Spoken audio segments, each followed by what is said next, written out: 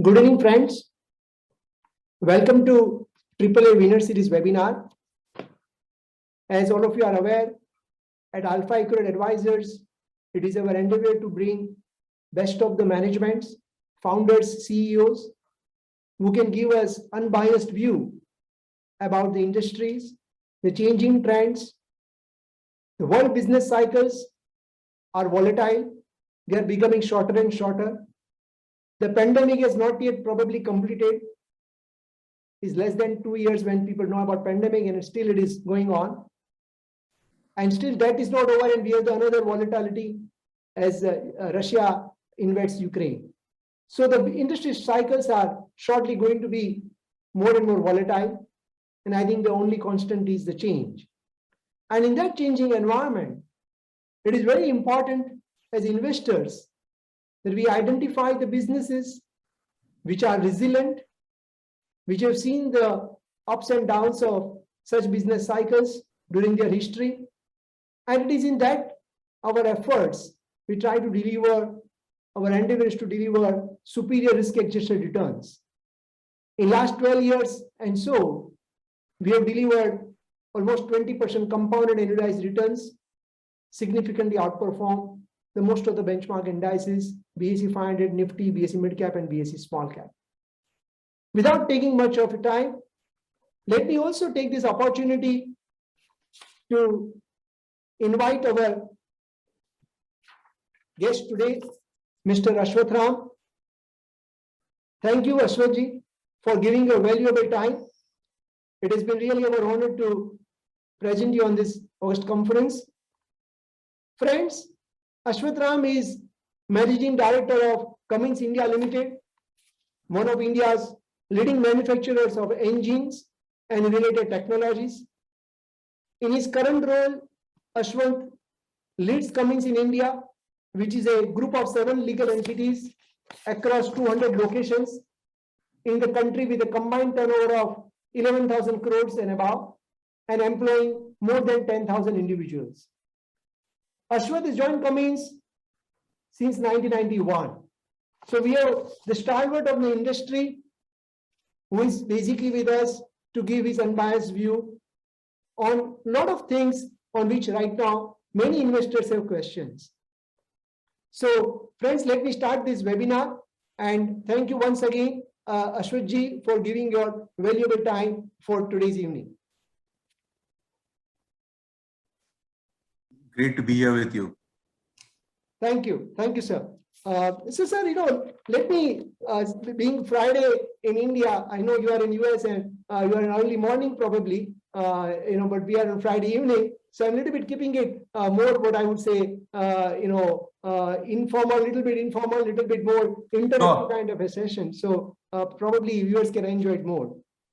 So friends, I don't know how many of you are aware, but Cummins power generation globally is 100 years old business. There are a handful of companies in the world who has completed 100 years. In fact, I was reading one of the report, and in US, out of probably 6 million firms, only 500 kind of a companies have completed 100 years. In last 100 years, the world has seen world wars. The world has seen many pandemics, not just one, COVID, but many pandemics before that, and that too without vaccine. And despite such unusual events, the Cummins has not only survived, but it actually became more and more meaningful to their consumers. If I look at the wealth creation of Cummins Global, it has delivered almost 15 to 16% compounded annualized returns since last 33 years, outperforming S&P 500 indices. If I look at Cummins India, I think it got listed in 1991, and since 1991 to 2022, Cummins India has also delivered 18% compounded annualized returns, outperforming Sensex and Nifty indices as well in India. So there is definitely something is there, something is so special to this company which has survived, grown, and becoming more and more relevant to its consumers. The first and most important question which comes to any investor's mindset, that in last 10 years, if I look at the private sector capital expenditure particularly, it has been kind of a very, very, muted growth in last 10 years. But if I look at the recent commentary, very recently, even Mr. Kumar Mangalam Birla has been quoted as a capital ka mahotsav in India for next decade. I just wanted to know, Ashwath, your views on this. What is your view on CapEx story? Is it a hype or is it just a hope or is it reality? And Cummins being serving multiple industries, actually on ground realities. So it would be great if you can let us know what are your views on ground on CapEx Mahotsav. Yeah. Cummins has been expanding over at least the last 2 decades based on a few major trends around the world. One is the overall expansion of the global GDP and infrastructure, which means as countries are getting more prosperous, they want to and they need to keep building infrastructure. And wherever infrastructure is being built, Cummins has a part to play. We saw that very, very strongly in China, for example, between the year 1990 to almost till now, till nearly 2020, we saw 30 years where that economy kept increasing capital, kept increasing investments in infrastructure, kept pumping in money. And that resulted in that economy getting transformed into an economy which is self-sustaining, which is generates enormous wealth and value for all the people within their economy and for the globe itself. The next big trend is what we see is in the decarbonization of the world. And as all of you are aware, decarbonization is the existential crisis of our generation or our lifetime. And what that is leading to is tighter emissions, tighter move towards newer and more advanced technologies. And whenever emissions have tightened, whenever technologies have become more difficult, whenever it is more complicated to do something, companies like Cummins have won. I think if India has ambition to first get to 5 trillion and then get to 10 trillion, this cannot happen without significant investment, first by the government in capital and in infrastructure. That then gains momentum, and then the private sector also starts to become self-sustaining and then starts to grow and make that same kind of investment and keep propelling that forward. What we saw from this budget and all the conversations industry leaders have been having with the government, whether it's from CII or SIAM or any of the other bodies which are trying to look at the economy, trying to look at the ambition of the government with how to do it. The answer is obvious. It has to, the fundamentals of investment in infrastructure have to continue, not for 1 or 2 years, but for decades. For the next 10 years or the next 20 years, India will have to invest. And when that happens, the capital cycle is only bound to grow up. We have some very distinct advantages. We have an amazing labor force, one of the youngest labor forces in the world. We have great education. We have an amazing cost base of engineering and industry. I think we are well placed for this kind of capital cycle to continue into the long term. So I am in alignment with the thought that a mega capital cycle is coming, at least from an India perspective. It needs to come if we are to meet the kind of dreams we have of growing this economy and being more successful. I mean, you're absolutely right. If a country needs to achieve that $5 to $10 trillion kind of a GDP, then definitely we need to step up, and probably be in the fourth gear. But at the same time, if I look at the budget in the overall terms, the growth while on budget is capex is very high. But if I include all the different ministries and different departments, state, and so on and so forth, then on a totality basis, it's probably only about 5, 6, 7, 8% kind of a growth, and not 20-30% growth. So I'm just trying to understand that, when you interact with a, on ground, because, Cummins being a genset player, application is across, whether it is an IT center, whether it is a data center, whether it is a commercial real estate, so on and so forth. You have a multiple applications. So what you are saying on ground, are you seeing the improvement in capacity utilization? Are you seeing their requirements of, kind of a capex thing is a more brownfield? Are you seeing the greenfield will happen over next, 12, 18, 24 months? So what you are hearing, I don't know whether probably you can give the precise answer. You might have different types of feedback from different pockets of the industry.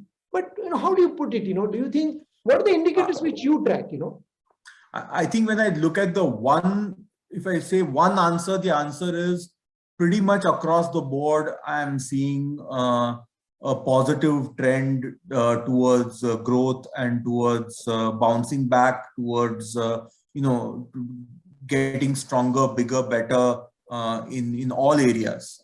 Now I'll come to sub segments. It's the strongest in areas like communication and data center, because as we are getting more dependent on technology, as 1.4 billion people are wanting access to mobile data and have access to mobile data now, the amount of storage, the amount of content, the amount of capacities those data centers, etc., needs, the telecom network needs, all of that is phenomenal. And I am seeing when I talk to big data center players, when I talk to the people who are funding those, the investments that are taking place, we have never seen this kind of growth in some of those segments historically. Then comes to the other part of, so road building, for example. If you look at the amount of roads we have built in the last 3 years versus what we have built in 25 years before that, you can see the number of kilometers completed and the quality of the kilometers that are completed. There is a step up jump. And what happens is that still holds tremendous opportunity further for growth. If you see the average truck speeds in India, okay, even today, I'm talking about the average, is 40 kilometers per hour. Okay, in China, it is already 65 miles per hour, which means they have reached the same level as the United States. So there is still a huge gap in infrastructure. So, so it's not going to slow down, and you cannot, you have to keep building roads, you have to keep building bridges. You can see how many more airports are being built, how many, more ports are being built. So the work is happening. It's happening. Healthcare requirements are increasing. COVID has given us a shock to say that, hey, we were so underprepared. So you look at any industry today, and you will see that there is growth happening. There is some optimism to do bigger and to do better, and to be a part of the global economy. The China plus one is playing out. It may take time. It's not that simple to dislodge China just because of the scale at which they do things, but these geopolitical tensions are going to keep playing out, and it's an advantage for India. And if we don't take advantage of it, yeah, we will be in that 6 to 8 kind of growth. We need, in my view, we need to keep what we are trying to do, and then ramp it up and scale it up a little bit as we move forward. And I think it's there. I have never seen this much optimism in industry amongst the industry leaders that finally we are reaching that inflection point where all the we always had a lot of potential. India, we have always had potential, but the reality happens that something sets us back, something draws us down. But I think we are reaching that inflection point as we come out of COVID, which can be I think a decade-long cycle of growth is the way I'm at least thinking about it, or hearing about it from different other people I talk to. I think that's very reassuring, because the capex is critical, and only if probably the capex improves, the GDP growth can probably step up from that 6-7% band to probably 8-10% band. So, Ashwath, quickly, whenever we talk with investors, there is a myth that the power deficit is no more there, so probably you may not require diesel genset. So, but the reality is probably the Cummins India growth is more linked to IIP rather than, the power deficit or power surplus. So, in your view, when you look at the industry, various different indicators, which are the 1, 2, 3 indicators where you think Cummins India, under a listed entity, and I know since you look after the entire Cummins India, at times it becomes difficult for you to segregate A versus B, but since we are invested in the listed entity, what are the 2-3 indicators which you think are most relevant to map the growth of Cummins India? So let's just talk about power generation, and let me talk about what happens in an economy even as the quality of power improves. And just a couple of days after the Power Ministry made a statement saying that we can assure 100% power, etc. We saw many of our cities plunge into darkness because they ran out of coal, and then the Prime Minister had to rush and do all kinds of things just to get the grid back to normal. So what we have seen in other countries around the world is, as the quality of power improves and as you get used to more reliable power, then any variation in power or any even small outages, you cannot deal with it. And so you have to have backup power, and so you have to have power generating sets and that kind of alternate power. All of these critical applications like data centers, telecom towers, all of these places are in remote some of them are in remote locations, some of them they can't afford even a second of downtime. So they have to have alternate to the grid running in parallel to be able to just ensure that kind of 99.9999 or 4 nines or 5 nines that they assure their customers. It does not work if they don't have a parallel system running. And so for many of those industries, it will just continue to run. And then when you look at even places like residential, in the past when power was very, very unreliable, you sort of got used to it. You were like, okay, there is no power today, so I will go and sit outside and read a book and, do all of those kinds of things. But our children don't do that. They are used to having power all day. If their computer goes down or their television is not on, literally they don't know what to do. Or if the mobile phone doesn't work because Wi-Fi is not working, so then what happens? Then it opens up another market which was not a market for you. So residential realty and all of those kinds of markets which historically were not markets for you also start opening up. The third area is, even if you have power, it is not assured what the quality of the power is. If you have power, but the power is fluctuating and it's a little dirty, then you can't run critical industry on that. You need clean, regulated power. And so again, then you're dependent on running a source of power which is not coming in from the grid.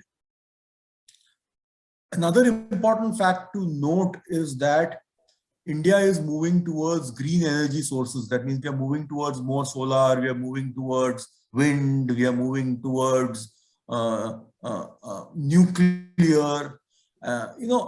As you change the mix of the grid, as you move from pure coal, which you can burn 24/7, to a source of energy which is not reliable. Sun, if the sun is there, you will get solar power.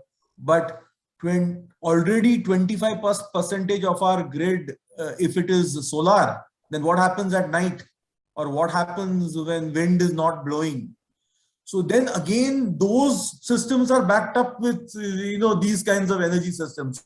So in the United Kingdom, for example, the main grids are backed up by huge gas generators powered by Cummins just to support the unreliability of wind and other power which is there in the system.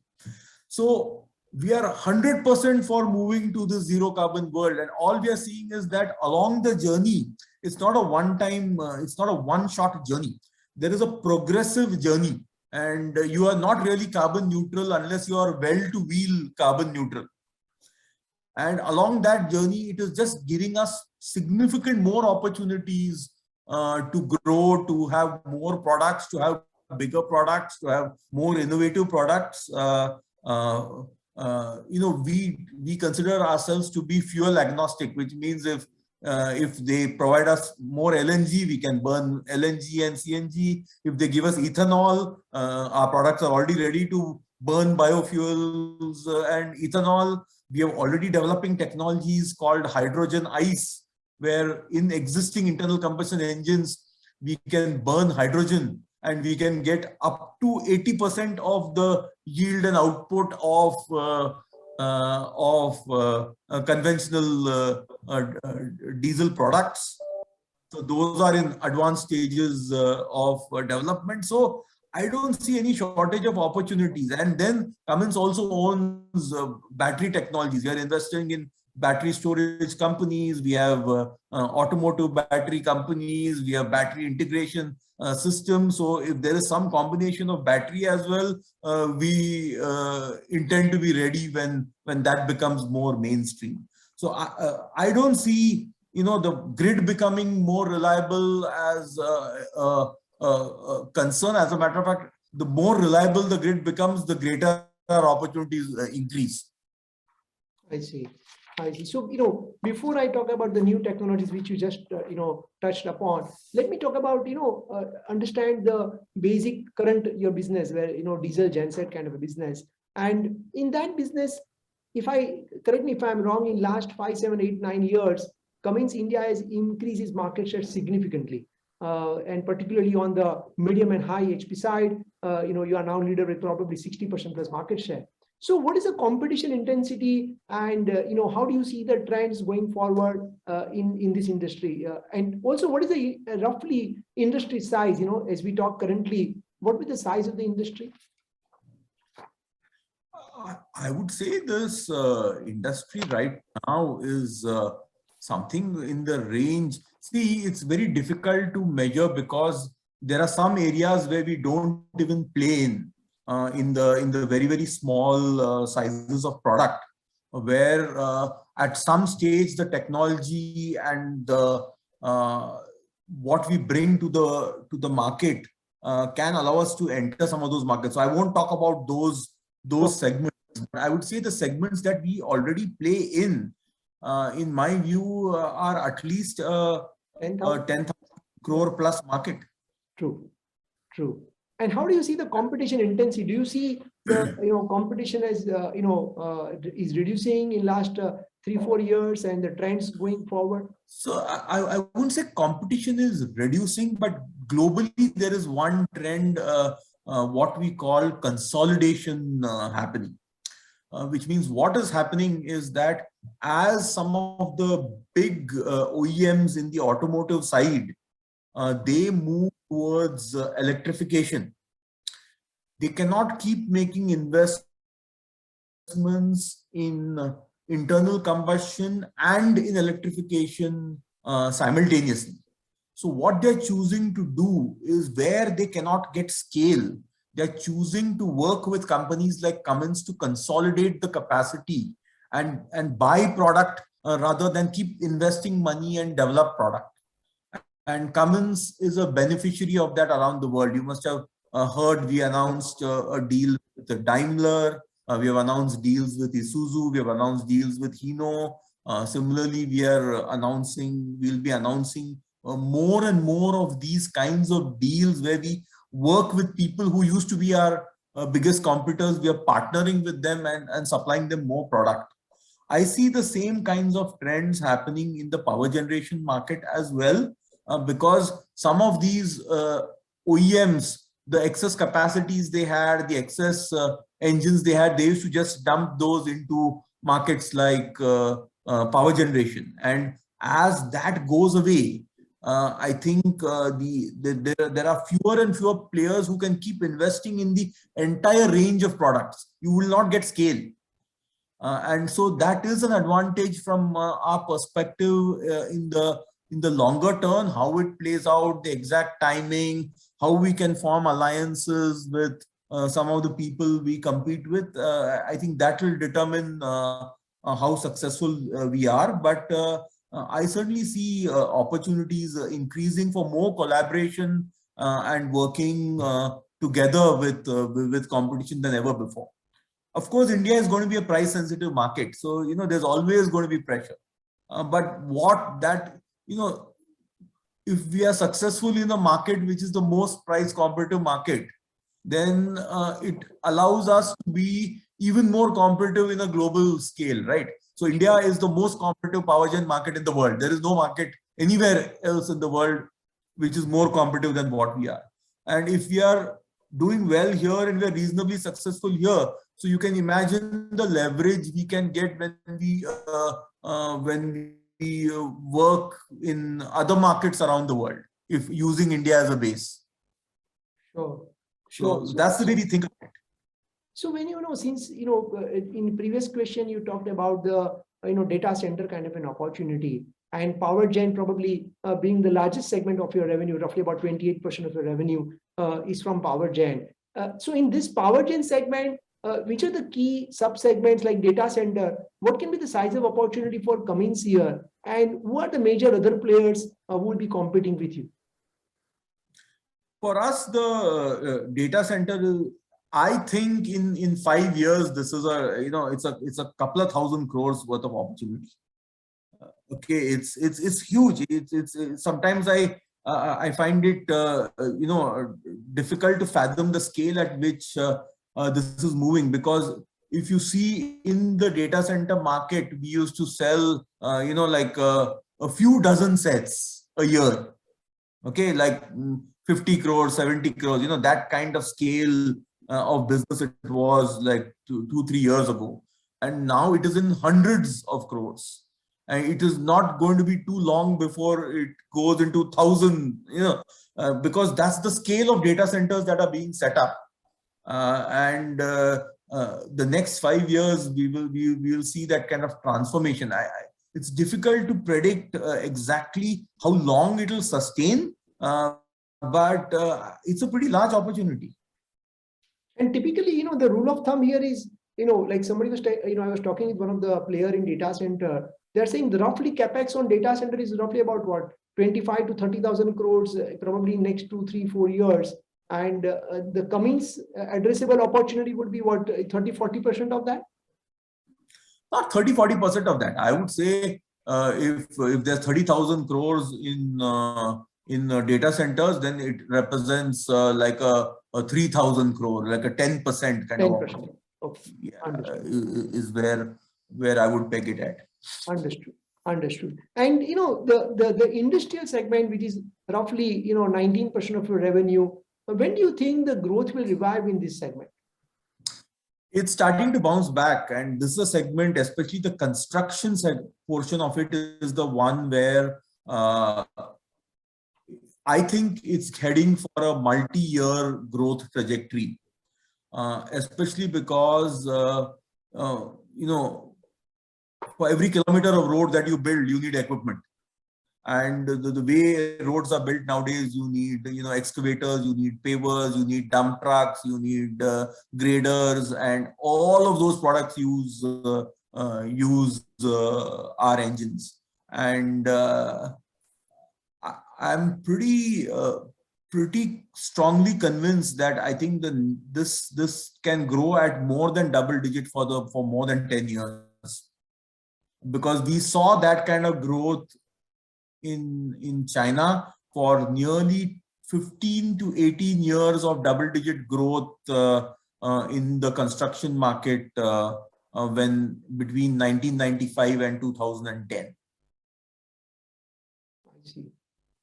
I see. That will be great because, if the industrial segment starts reporting double digit and the power gen anyway, because of the sub segments like data center is also showing explosive growth. These two combined can give a great growth drivers, for Cummins India, So that's So that's what our challenge has been, that in the past we've seen cycles where we've had sub 10% kind of growth, like 6-8%, pretty what I consider anemic kind of growth periods, and we are trying to stay ahead of this curve to say what all do we need to do to get that sustained growth, double digit growth.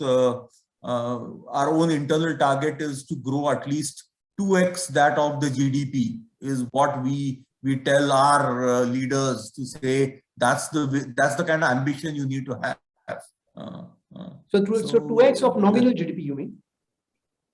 Yeah, that's the way we think about it. Now, one is to set targets, the other is to figure out how to really achieve them. Sure, absolutely. Then I completely understand.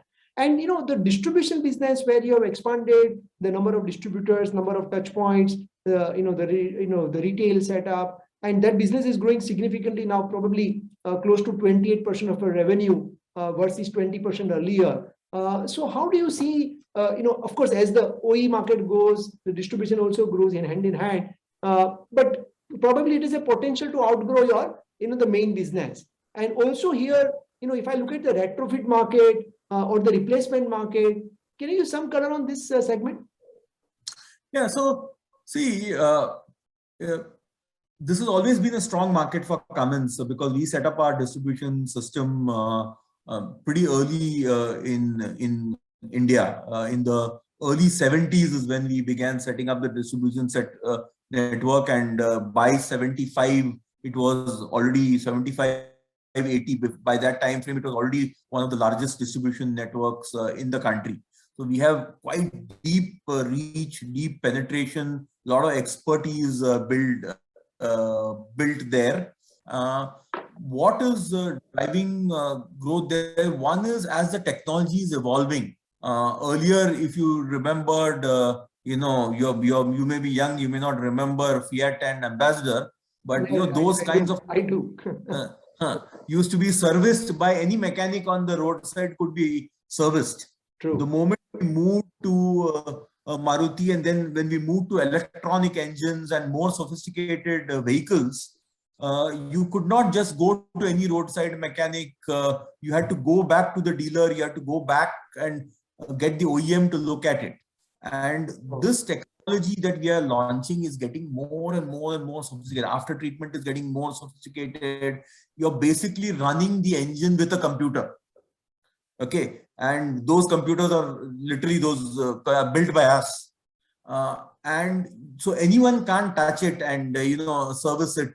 So as the technology is getting more sophisticated, more of the people who used to get something serviced by a roadside mechanic and then buy parts from a spurious manufacturer, etc., those people are coming back into fold or are being serviced by us. So you get more sustainable service revenue, and you get parts revenue because they are now buying genuine parts from you, which they were not buying from you.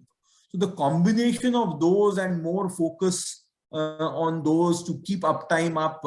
Earlier people would, okay, if uptime is something a genset broke down and it was repaired in 48 hours, etc., people would be okay.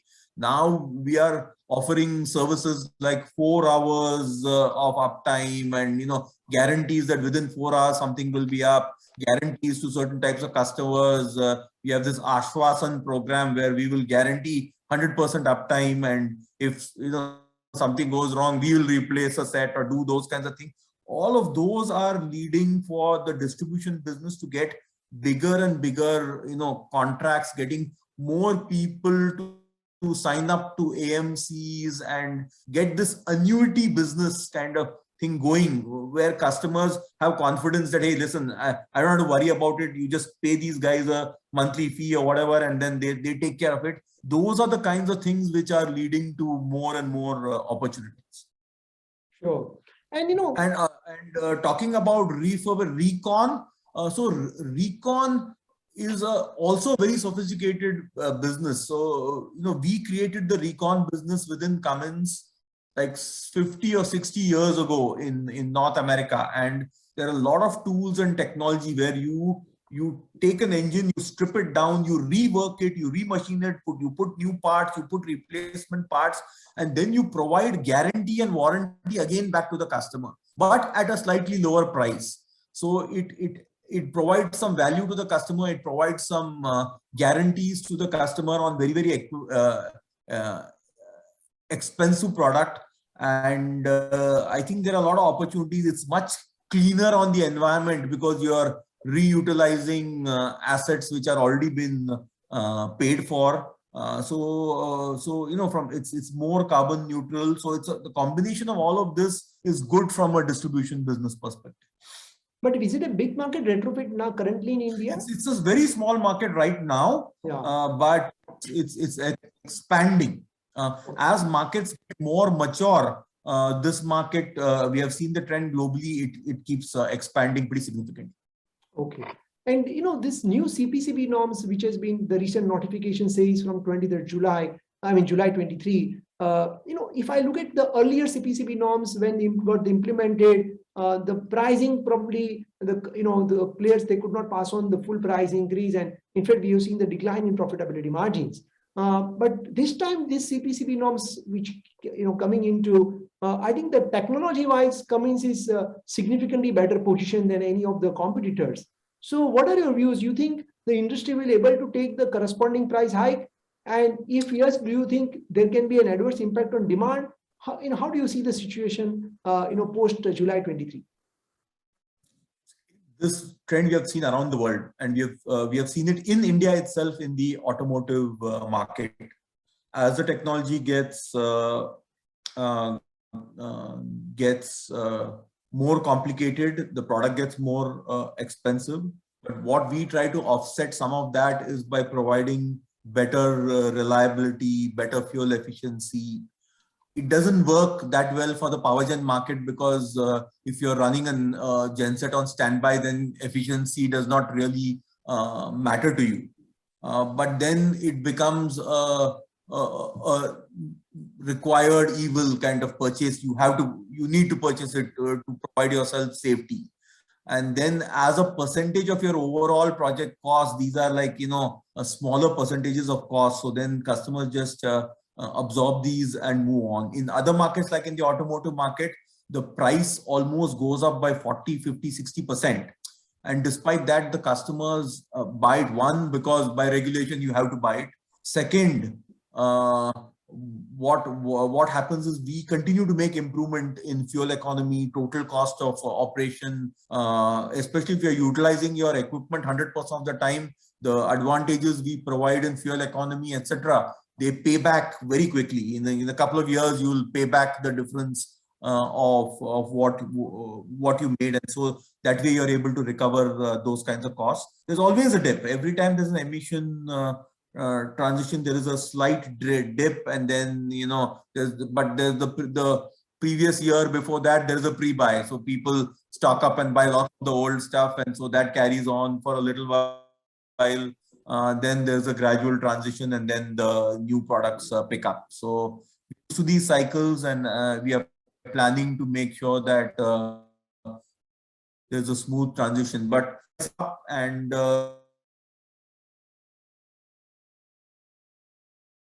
we have studied this technology, and there's a way that old mechanical technology can just work with these products. So we're confident that we have a significant advantage in this cycle. So basically, what kind of price increase probably would be required to meet these norms? It will depend on the size of the product. It's very difficult to say percentage wise what it is, but it's significantly more than what we have ever had in the past. True. And since in one of the line you mentioned that Cummins India, I'm talking a listed entity, is also becoming an important manufacturing hub for the global markets. If I look at 10, 15, 20 years back, actually exports as a percent of the revenue, they were very high, then it reduced to some extent, and now again started improving. So how do you see Cummins India from the global markets perspective? What is our cost competitiveness? What kind of products we can export to the world markets, and what is parent strategy for taking Cummins India listed entity as a hub? So Cummins has only 3 hubs in the world: United States, China, and India. So it has, I think for the last 15 years, it has been the strategy to utilize India more and more as a hub for global demand. China has so much internal demand that most of their capacities are just used for their own demand. As a matter of fact, they have so much demand that they even buy product from India and use it. It's quite a different phenomenon. So India does have those advantages of already having had 15 years of experience serving these global markets, understanding the needs of those customers. In the past, we used to have one product for all markets. Okay, so and led to some loss of market share and allowing other local parties, etc., come up and do reasonably well and compete with us. A couple of years ago, our team changed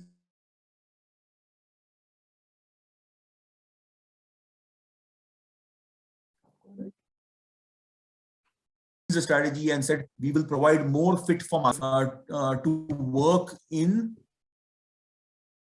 for the market, and those kinds of decisions, introducing more products into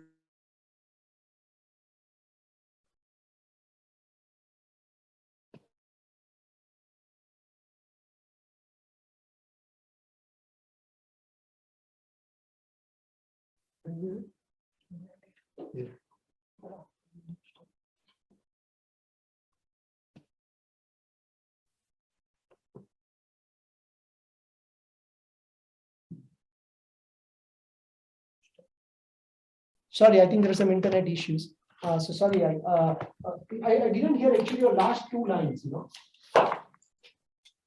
I don't know whether others could hear it or not. I'm not too sure. Okay.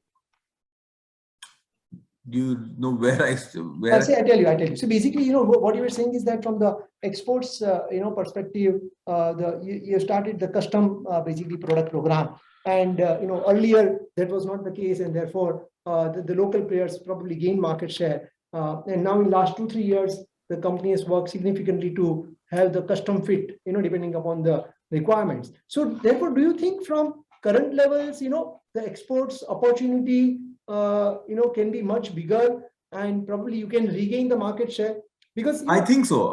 I think so, and people are working very closely. Our power systems leader Mandar and their team are spending significant amount of time working with global customers, trying to understand those markets better, and then working with our engineering teams to tailor products to those regions. And the global power gen market is also coming through coming out of one of the deepest down cycles they have seen in the last 50 years in power generation. And there appears to be an overall revival in market sentiment as well around the world. So that's also helping. I see. Because, if I look at your 2015, we were doing roughly about 1700 crores kind of exports.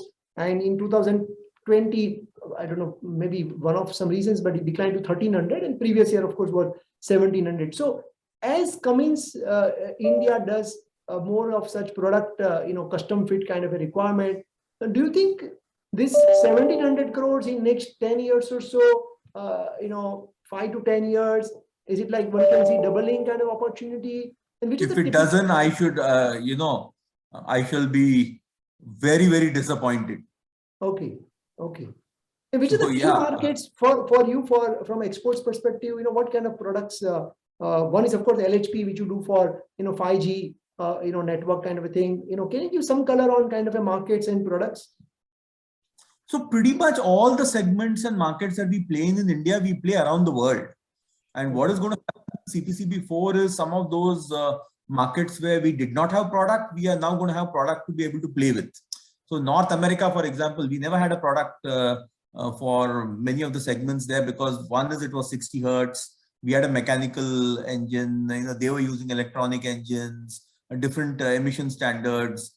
So those markets were completely out of scope. So we were mainly focused on lagging emission markets. So some parts of Europe, some parts of, not even all of Europe, some parts of Europe, Africa, Middle East, South Asia.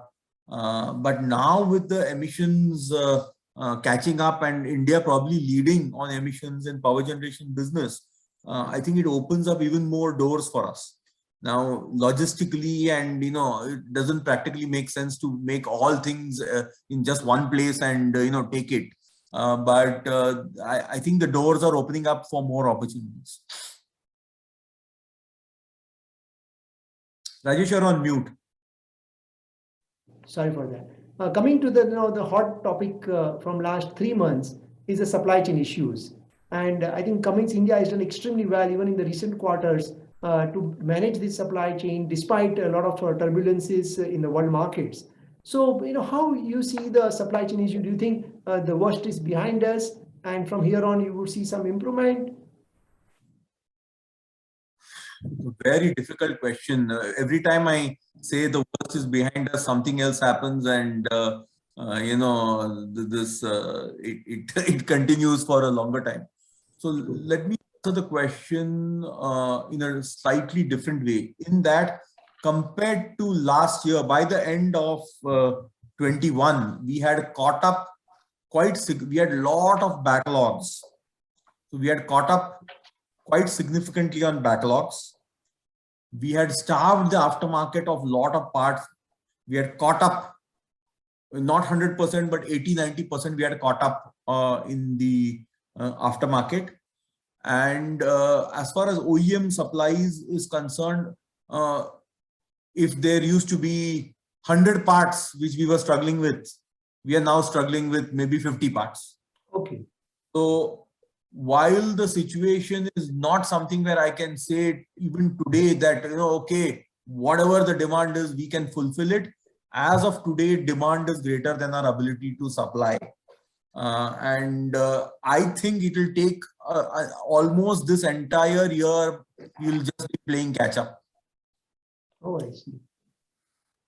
Correct. And with all of these geopolitical problems happening, it only worsens supply chain more. True.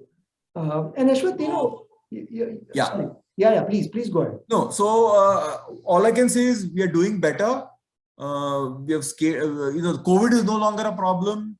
People coming into work is no longer a problem. Suppliers are all up and running, but there are still certain commodities, certain raw materials which are not available in the right kind of quantities.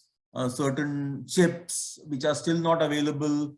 All of those cause us to lengthen out lead times and struggle to meet the demand. I see. And you talked about the future technologies, and in that remark, you also talk about the number of acquisitions which Cummins Global is making, and very recent acquisition is very interesting one. The Meritor one is very, very interesting, kind of an acquisition. So Cummins Global. So, there are two parts of question which I wanted to ask. Probably I will try to finish it up in next about 7-8 minutes, considering time constraint. So one part is considering that a lot of efforts everybody's making on the new generation technologies, that opens up door for companies like Cummins for the IC kind of a related work, because somebody needs to do even that kind of work. And second, the introduction of these technologies in India. And here I have a much broader question, and I'm not too sure to what extent you can answer. But Cummins Global is, of course, number of companies in India, listed as well as unlisted. And at times leads to a lot of confusion in the investor's mind that what will come in Cummins India, what will go into Cummins unlisted, and companies like Meritor, for example, which also has a Meritor India has a is a 100% subsidiary of Meritor Global, which also is a listed entity for the Excel's perspective. So can you give some color on two set of questions from the parent perspective? One is on those new acquisitions. Like I said, it's just a couple of days old, so I can't answer too much about that. All those details are being out. The reason we are making those acquisitions are we want to be a more complete powertrain supplier. So not just engines and components, but the whole powertrain is where we think we have a bigger role to play. Mainly because we get better we can get better fuel economy. Customers are the same. The technologies can be evolved jointly. We also get a portfolio of things like e-axles and some of those kinds of technologies which are used in the future electrification world as well. So we are playing a transition game between older technologies and newer technologies. So at one stage, we are consolidating existing technologies and trying to add more value to our customers. And at the other end, we are transitioning to newer technologies in parallel. So that's why we are doing some of these kinds of things. The way Cummins has historically thought about it is the businesses which have always been in Cummins and the customers which the core Cummins India business has been targeting. When you are doing more with the same customer or with the same products, those businesses have always remained in the Cummins India core. Anything which is newer, where the parent company is 100% involved in either directly or where there is no direct connection to Cummins India, those businesses or where there is intellectual property which is still being developed, those kinds of businesses Cummins has typically kept separately. So it's not that thinking may not change in the future. Cummins is constantly looking and evaluating to see what is in the best interest. And in best interest, we are not only concerning the internal management. We are concerning all the shareholders. We are concerning all our suppliers, our partners, our employees, community, everything. So when we take a decision, we will ensure that we keep the rights and the interests of all our stakeholders in mind. And that's why we've been around for 102 years, and we intend to be around for at least another 100 years using the same kind of philosophies. No, there is no doubt about it. I mean, the way in which the company has done is a phenomenal thing in last 100 years, for the parent company as well. When people talk about diesel genset, sometimes, people think that diesel genset may not be required at some point of time, maybe in next 10, 20, 30 years. But Cummins Global as well as Cummins India has a very active role to play for hydrogen, the fuel cells, the battery management, which you touched upon very briefly in your opening remark. I think you are playing very active role in discussion with ministries, bureaucrats, that how to make it cleaner, greener, energy, and the transition of energy from one to other to third, different alternatives. So, what is the Cummins India strategy, to ensure that let's assume tomorrow, say for example, diesel genset is no more required, maybe 20, 30, 40 years, I don't know how many years. What is Cummins India strategy to make sure that Cummins India remains relevant? Because if I read your annual report, the top 3 priorities, it mentions that our company continues into the future. And there is very, very promising line that, irrespective of what happens on the technology side, Cummins will always be relevant. So can you throw some color on that? Yeah, so there are certain areas where we don't think even for 40, 50 years, like the very, very big gensets, we don't see that going away ever. There is no alternate way to do it. The main reason is because if we don't, there's no diesel to burn, then there is gas to burn, there's CNG to burn, there is synthetic fuel to burn, there is ethanol to burn. So something that can be burnt, so that always will. We are also investing pretty heavily in what we are calling hydrogen ice, which means we can, the clean hydrogen that a lot of people are promising that we will be able to generate, we can take that same hydrogen, pump it into the existing model of the diesel engine, which is being produced in our existing Cummins India, and make it relevant for another, 30, 40, 50 years.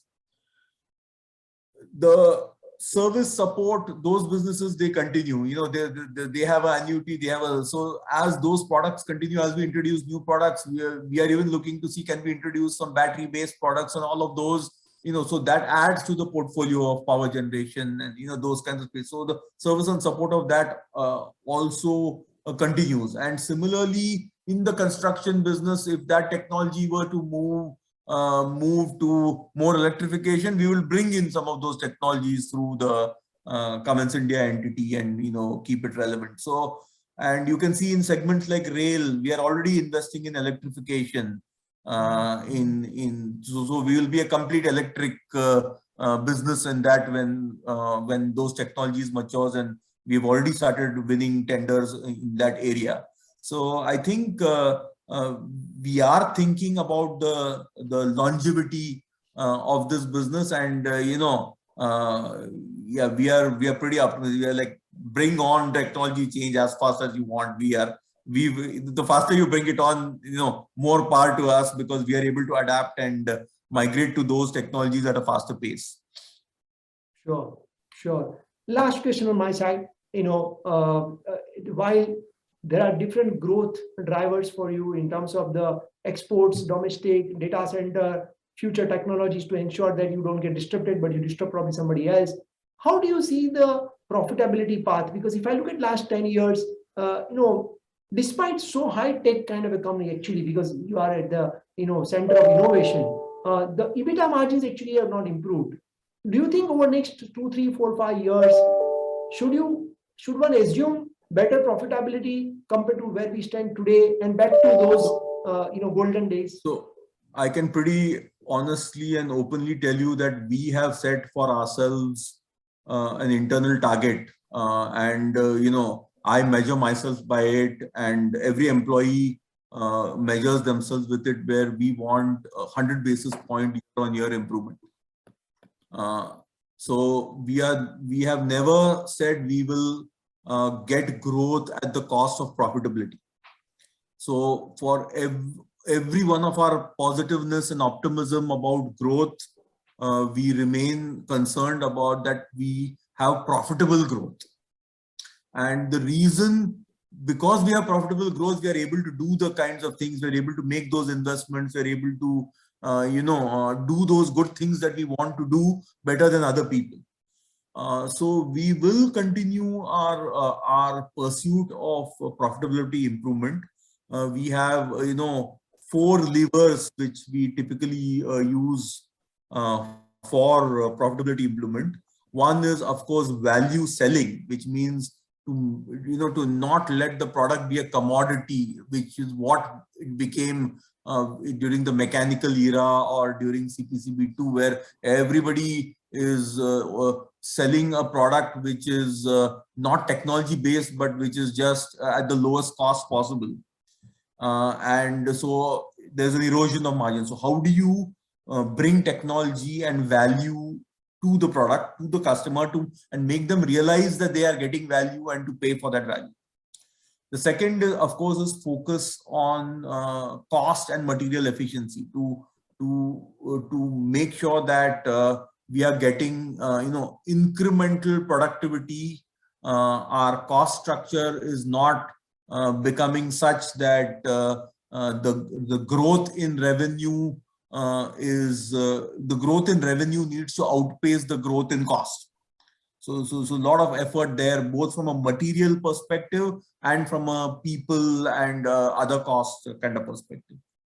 The third, of course, is to optimize, use technology to get those incremental levers of performance, Industry 4.0 or data analytics, or using process automation. All of those kinds of investments are being made in the company to get scale faster, to get productivity to happen better, and optimizing our footprint along the way to do that. And the fourth lever is to focus more on exports and the aftermarket, where margins are better. So of course we have to increase that as a percentage of our mix. So the combination of those four levers, I think, is our game plan to do better from a profitability perspective. So it's not like I have any secret plan of how to do that. Here is a very open strategy of how we think what we need to do to get there. But like I said, I can talk about a strategy. The execution is what is the tricky part, and that's what we are focused on. Great. I think that's fantastic answer, and a really very, very detailed, interaction. Really enjoyed the discussion with you, Ashwath. We really appreciate your valuable time. I think the size of the industry, probably we are at U-turn, the inflection point. The industry is an inflection point. Cummins, being the market leader, naturally is going to get the biggest beneficiary, of the trend, which is going to improve from here on.